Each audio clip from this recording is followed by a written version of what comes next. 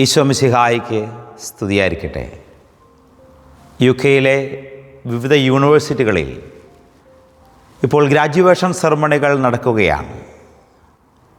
ആയിരക്കണക്കിന് യുവജനങ്ങൾ തങ്ങളുടെ അനേക വർഷത്തെ ഹാർഡ് വർക്കിൻ്റെയും അർപ്പണ മനോഭാവത്തിൻ്റെ ഭാഗമായി തങ്ങൾക്ക് ലഭിച്ച ഈ ഡിഗ്രി ആഘോഷമാക്കുകയാണ്. ചില വീഡിയോകളൊക്കെ സോഷ്യൽ മീഡിയയിൽ വൈറലാണ്. ചില കുട്ടികൾ തങ്ങൾക്ക് ലഭിച്ച ഈ ഡിഗ്രി സർട്ടിഫിക്കറ്റുകളും അതോടൊപ്പം തന്നെ ഗ്രാജുവേഷൻ സെറമണിയുടെ ഭാഗമായി ലഭിച്ച വേഷങ്ങളുമൊക്കെ തങ്ങളുടെ മാതാപിതാക്കൾക്ക് നൽകിക്കൊണ്ട് അവരെ ചേർത്ത് നിർത്തി ഇപ്രകാരം പറയുകയാണ്: ഞങ്ങളുടെ പ്രിയപ്പെട്ട മാതാപിതാക്കളുടെ അർപ്പണ മനോഭാവത്തിൻ്റെയും അവരുടെ പ്രോത്സാഹനത്തിൻ്റെയും ഹാർഡ് വർക്കിൻ്റെയൊക്കെ ഫലമായിട്ടാണ് ഞങ്ങൾക്ക് ഇന്ന് ഈ ഡിഗ്രിയും സർട്ടിഫിക്കറ്റുകളും ഒക്കെ ലഭിച്ചത്. പ്രിയപ്പെട്ടവർ, എത്ര നല്ല സന്ദേശമാണ്! യുവജനങ്ങളായ കുട്ടികൾ തങ്ങളുടെ മാതാപിതാക്കളുടെ കഠിനാധ്വാനവും അവരുടെ പ്രോത്സാഹനവുമൊക്കെ ഏറെ സന്തോഷത്തോടെ തിരിച്ചറിഞ്ഞുകൊണ്ട് അതനുസരിച്ച് പ്രവർത്തിച്ചപ്പോൾ ജീവിതത്തിൽ മൂല്യങ്ങൾ പകർന്നു നൽകിയ മാതാപിതാക്കളുടെ വഴിയെ സഞ്ചരിച്ചപ്പോൾ അവർക്ക് നല്ല വിജയങ്ങൾ ലഭിച്ചിരിക്കുകയാണ്. അവരുടെ ഹാർഡ് വർക്കിന് നല്ല ഫലം ലഭിച്ചിരിക്കുകയാണ്. ഈ ഫലമാണ് മുമ്പോട്ടുള്ള അവരുടെ ജീവിതത്തിന് കരുത്തേകുന്നത്. പുതിയ ജീവിത രീതികളിലേക്ക് അവർ കടന്നു പോകുമ്പോൾ ഈ മാതാപിതാക്കളുടെ പ്രോത്സാഹനവും അവരുടെ അനുഗ്രഹവും സ്നേഹവുമൊക്കെ ഈ മക്കളെ വഴി നടത്തുമെന്ന് നമുക്ക് തീർച്ചയായിട്ടും അറിയാം. ഈ മാതാപിതാക്കളുടെ വാക്കുകൾ കേട്ട് നന്നായി പഠിച്ച് നന്നായി പരീക്ഷ എഴുതി നല്ല മാർക്ക് വാങ്ങിച്ച് നല്ല ഡിഗ്രികൾ ലഭിച്ച കുട്ടികളെപ്പോലെ തിരുസഭ ഇന്ന് നമ്മളോട് ചോദിക്കുകയാണ്. കൈത്താക്കാലത്തിലായിരിക്കുന്ന നമുക്ക് സഭയുടെ നൂറ്റാണ്ടുകളുടെ പാരമ്പര്യത്തിലൂടെ ലഭിച്ച വിശ്വാസത്തെ ഉത്തരോത്തരം വർദ്ധിപ്പിക്കുവാനായിട്ട് പ്രഘോഷിക്കുവാനായിട്ട് സാധിക്കുന്നുണ്ടോ? സഭയിൽ നല്ല ഫലം നൽകുന്ന യഥാർത്ഥ ക്രിസ്ത്യാനിയായി ജീവിക്കുവാനായിട്ട് എനിക്കും നിങ്ങൾക്കും സാധിക്കുന്നുണ്ടോ? പ്രിയപ്പെട്ടവരെ, ഈ ഞായറാഴ്ചത്തെ വിശുദ്ധ കുർബാന കഴിഞ്ഞ് പുറത്തേക്ക് ഇറങ്ങുമ്പോൾ നമുക്കൊന്ന് ആത്മപരിശോധന ചെയ്യണം. വർഷങ്ങളായി ദേവാലയത്തിൽ പോയി പ്രാർത്ഥിക്കുകയും നമ്മുടെ കുടുംബജീവിതത്തിൽ വ്യക്തിജീവിതത്തിൽ നമുക്ക് ധാരാളം പ്രാർത്ഥനകളൊക്കെ ചെല്ലുന്ന നമുക്ക് മറ്റൊരു ക്രിസ്തുവായി തീരുവാനായിട്ട് സാധിക്കുന്നുണ്ടോ?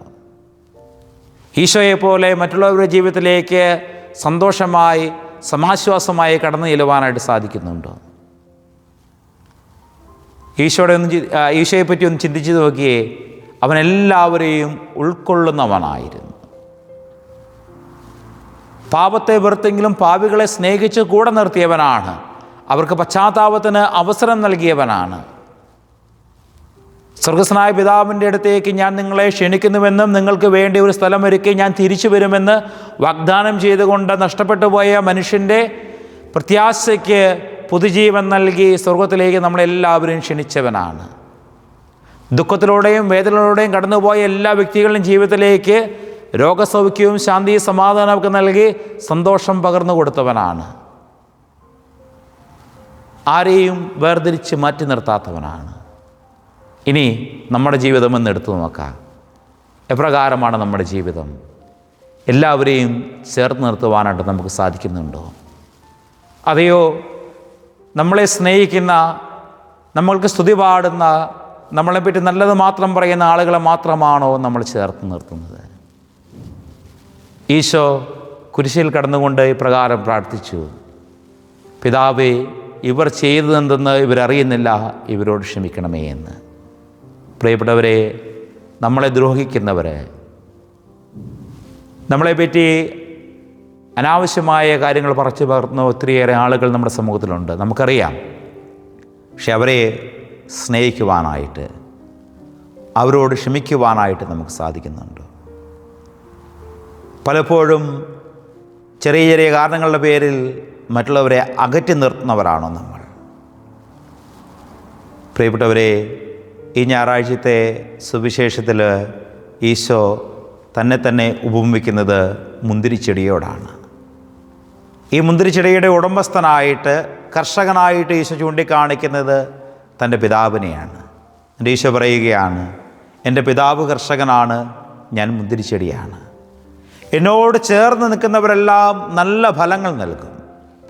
ഈശോ ഒരു കാര്യം കൂടി പറയുന്നുണ്ട്: എന്നോട് ചേർന്ന് നിൽക്കാതെ, നല്ല ഫലം നൽകാതെ നിൽക്കുന്ന എല്ലാ ശാഖകളും വെട്ടിമാറ്റപ്പെടും. എന്നാൽ എന്നോട് ചേർന്ന് നിൽക്കുന്നവരെ എൻ്റെ പിതാവ് കൂടുതൽ നല്ല ഫലം നൽകുന്നതിന് വേണ്ടി വെട്ടിയൊരുക്കുമെന്ന്.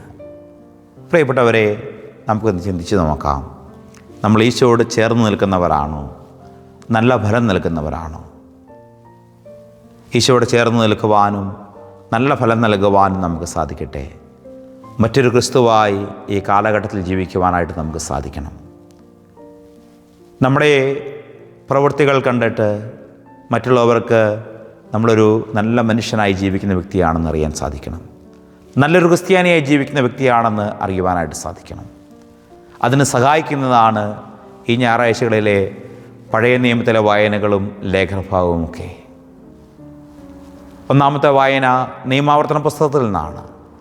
അവിടെ ദൈവം ഇപ്രകാരം പറയുകയാണ്: നിങ്ങളെൻ്റെ വചനങ്ങൾ അനുസരിക്കുകയും എൻ്റെ പ്രമാണങ്ങൾ പാലിക്കുകയും ചെയ്താൽ ഞാൻ എന്നും നിങ്ങളോട് കൂടെ വസിക്കുകയും നിങ്ങളെ അനുഗ്രഹിച്ച് നിങ്ങളിലൂടെ നല്ല ഫലങ്ങൾ നൽകുകയും ചെയ്യും. പ്രിയപ്പെട്ടവരെ, ദൈവം നമ്മുടെ രക്ഷയ്ക്കായി, നമ്മുടെ നന്മയ്ക്കായി, സന്തോഷത്തിനായി നൽകിയിട്ടുള്ള കൽപ്പനകളും പ്രമാണങ്ങളും വചനങ്ങളുമൊക്കെ പാലിക്കുവാനായിട്ട് നമുക്ക് സാധിക്കട്ടെ. രണ്ടാമത്തെ വായന ഇപ്രകാരം പറഞ്ഞു വയ്ക്കുകയാണ്: ഏത് മനുഷ്യനാണ് ബഹുമാനത്തിന് അർഹനാകുന്നത്? അത് ദൈവത്തെ അനുസരിക്കുകയും അവനോട് ചേർന്ന് നിൽക്കുകയും ചെയ്യുന്ന മനുഷ്യനാണ്. പ്രിയപ്പെട്ടവരെ, ദൈവത്തോട് ചേർന്ന് നിൽക്കുമ്പോൾ ദൈവം നമ്മളെ കൂടുതൽ മഹത്വത്തിനായിട്ട് ഉയർത്തുമെന്നുള്ള പ്രതീക്ഷയിൽ നമുക്ക് ജീവിക്കാം. പൗലോസ്ലീഹ റോമാക്കാർക്ക് എഴുതിയ ലേഖനത്തിൽ ഇപ്രകാരം പറയുകയാണ്: നമ്മളൊരിക്കലും അഹങ്കരിക്കരുത്. കാരണം ഒരു ഒലിവ് മരത്തിൽ ദൈവം നമ്മളെ ചേർത്ത് നിർത്തുകയാണ്. കാട്ടൊലിവിൻ്റെ തണ്ടുവെട്ടി നല്ല ഒലിവിനോട് ചേർത്ത് അവൻ നമ്മളെ ഒട്ടിച്ച് നിർത്തുകയാണ്. അതുകൊണ്ട് ഒരിക്കലും അഹങ്കരിക്കുവാനായിട്ട് നമുക്ക് അവകാശമില്ല. മറിച്ച് നമ്മളെ സംരക്ഷിക്കുന്ന, നമ്മളെ ചേർത്ത് നിർത്തുവാനായിട്ട് മനസ്സ് കാണിച്ച ആ തമ്പുരാൻ്റെ പക്കലേക്ക് ചേർന്ന് നിന്നുകൊണ്ട് നല്ല ഫലം നൽകുവാനായിട്ട് നമുക്ക് സാധിക്കട്ടെ. നമ്മുടെ ജീവിതങ്ങൾ കൊണ്ട് നല്ല ഫലം നൽകുന്ന യഥാർത്ഥ ക്രിസ്ത്യാനിയെ നമുക്ക് ജീവിക്കാം. ഞാൻ തുടക്കത്തിൽ സൂചിപ്പിച്ച ആ ഗ്രാജുവേഷൻ സംഭവങ്ങളിലൂടെ നമ്മളൊന്ന് കടന്നു പോകുമ്പോൾ മക്കൾ തങ്ങൾക്ക് ലഭിച്ച ആ സർട്ടിഫിക്കറ്റുകളും അവാർഡുകളുമൊക്കെ മാതാപിതാക്കൾക്ക് സമർപ്പിച്ചതുപോലെ നമ്മുടെ ജീവിതത്തിലൂടെ നമ്മൾ ചെയ്യുന്ന ചെറുതും വലുതുമായിട്ടുള്ള എല്ലാ നന്മ പ്രവൃത്തികളും തമ്പുരാനിൽ നിന്ന് സ്വീകരിക്കുന്നതാണെന്നുള്ള ബോധ്യത്തോടെ തമ്പുരാൻ്റെ മഹത്വത്തിന് വേണ്ടിയും സഹോദര നന്മകൾക്ക് വേണ്ടി മാറ്റിവെക്കുവാനായിട്ട് നമുക്ക് സാധിക്കട്ടെ. ദൈവം നമ്മെ എല്ലാ സമൃദ്ധമായി അനുഗ്രഹിക്കട്ടെ.